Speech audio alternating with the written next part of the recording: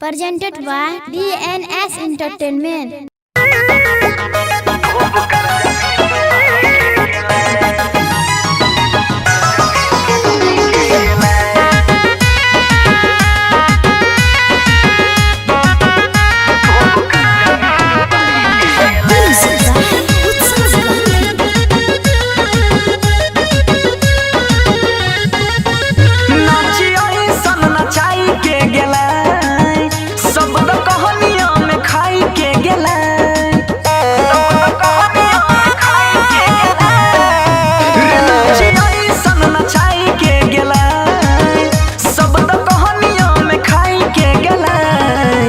हमरा जिंदगी में आइल रह 4 दिन खातिर भीख मंगा बनाई के गेला रे। हमरा जिंदगी में आइल रह 4 दिन खातिर भीख मंगा बनाई के गेला।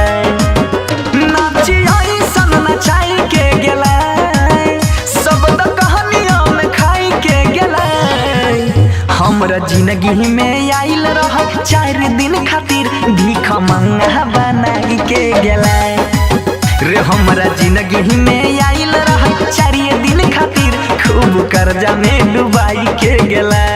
लूट गेलिए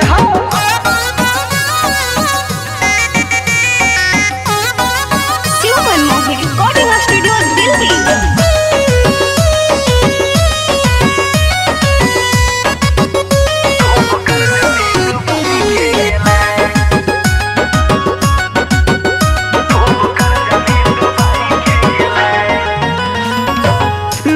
हजारिए पर पड़ गेलै महंगा, पिन्हले मंगाई रही रोजे नया लहंगा।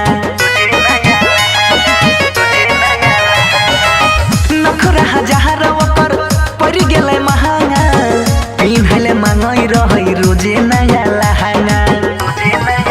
रे हाथ में कौटरा धराई के गेलै, रोटी छापा बनाई के गेलै। हमरा जिंदगी में आइल रह 4 दिन खातिर भीख मंगा बनाई के गेला रे। हमरा जिंदगी में आइल रह 4 दिन खातिर खूब कर्जा में डुबाई के गेला।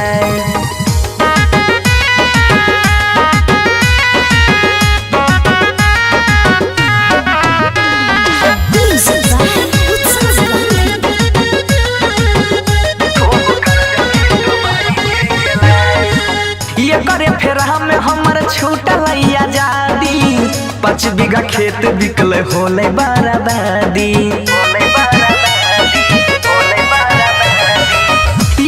फिर हम सब छूटल आजादी, 5 बीघा खेत बिकल होले बर्बादी।